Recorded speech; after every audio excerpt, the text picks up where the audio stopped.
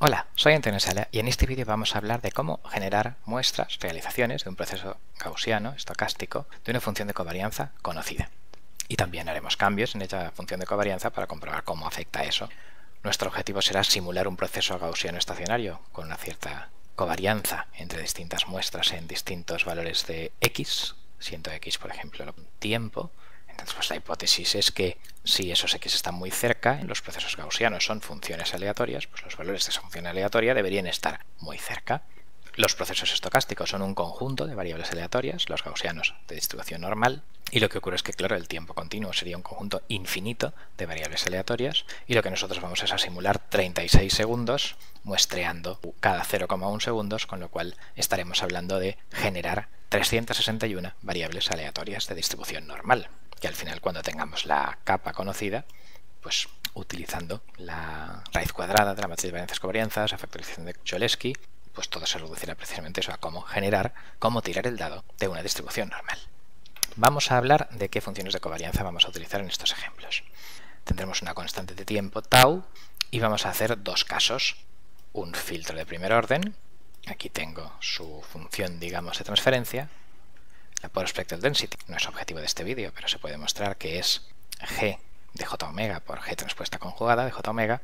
En este caso, claro, como es monovariable, solo es respuesta en frecuencia por su conjugado, el cuadrado del módulo de la respuesta en frecuencia, y en este caso, pues vale esta expresión de aquí, y la autocorrelación, que es lo que nos interesa como estadísticos, ¿vale? En procesado de señal nos interesa la función de transferencia para implementar el filtro y la Power Spectral Density para entender el ruido coloreado, qué componentes frecuenciales tiene, pero en estadística lo que nos interesa es la función de correlación, que es la inversa de Fourier de la Power Spectral Density. Todo esto es objetivo de otros materiales. Bueno, pues aquí da el kernel exponencial, por ejemplo, la función de varianza exponencial, y hay que meterle como argumento la diferencia entre dos tiempos, entre dos x. Y lo utilizo MATLAB Function porque esto es simbólico. De manera que capa 1 calculará la diferencia entre dos x y los pasará por esta exponencial, en valor absoluto. El segundo caso va a ser lo mismo, pero el filtro de segundo orden. Esta es su función de transferencia, esta es su Power Spectral Density, g de j omega por g de j omega conjugado, y la inversa de Fourier pues es esta otra expresión donde, bueno, pues salen, además de la exponencial, pues otras cosas. Si lo paso a numérico, pues calculo la diferencia de tiempo. Si lo paso por esta función, vamos a representar gráficamente esta función como función de la diferencia de tiempos. Para ello utilizaremos el comando kernel matrix, que lo tengo aquí, donde simplemente pues le doy unos datos x1, x2 o x minúscula, x mayúscula, y aplico la función capa a todas las pares de elementos de x minúscula y de x mayúscula, y con eso formo una matriz. Con ello, esto de aquí me calculará la covarianza entre 0 y 0, entre 0 y 0,1, entre 0 y 0,2, y así sucesivamente hasta 0 y 36 segundos, que es lo que yo quiero simular. Y eso es lo que se llama la autocovarianza de una serie temporal, de un proceso estocástico. Bueno, pues si lo dibujo para capa 1 primer orden y para capa 2 segundo orden, pues lo que veo es esta gráfica de la autocovarianza en función de la diferencia de tiempo. Las muestras tendrán varianza 1, lo he preparado así, y esta es la caída exponencial, y esta es pues la otra caída exponencial, y bueno, pues eso es lo que hay. Y parece que, por ejemplo, en el filtro de segundo orden, al haber más componentes, digamos, de baja frecuencia, pues la correlación entre muestras dura más. Para la misma diferencia de tiempo hay más correlación en el filtro de segundo orden, está todo mucho más suavizado, las cosas cambian más lentamente que en el filtro de primer orden. Esto es lo que hay. Ahora simplemente vamos a tratar de simular esas variables.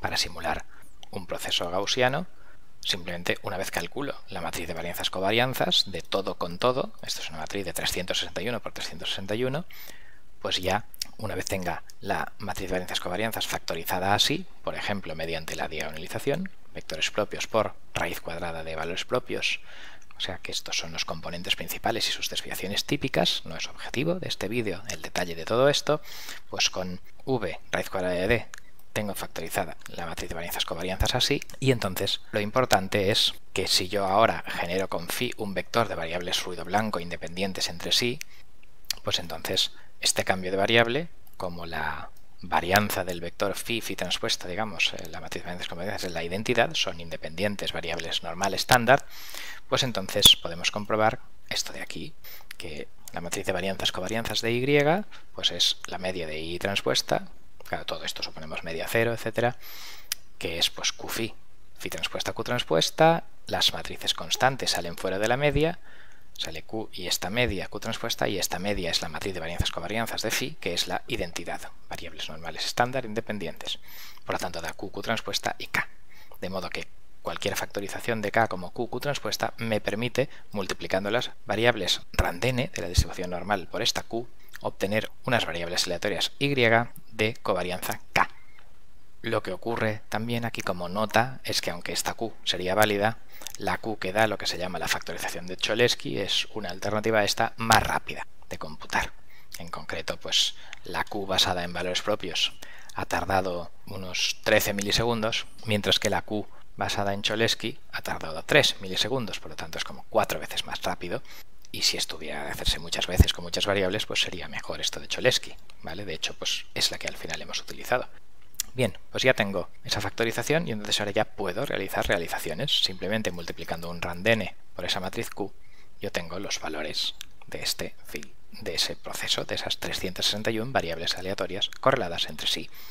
Entonces esto de aquí, pues voy a hacer dos realizaciones, por ejemplo, a la vez. Después cojo este randn de 361 por 2, lo multiplico por Q y me da valores también de 361 por 2.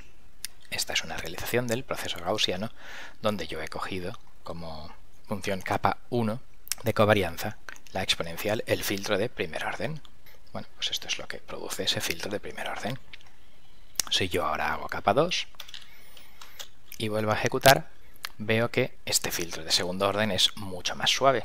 La correlación es más fuerte entre el pasado y el futuro y entonces todo es como, varía todo como mucho más suavemente, mucho más lento que en el filtro de primer orden. En el filtro de primer orden la velocidad ya tendría componentes de alta frecuencia, mientras que aquí será la aceleración la que tendrá esos componentes. Todo es mucho más suave. Lo que también podemos comprobar es qué ocurre si cambiamos el ancho de banda.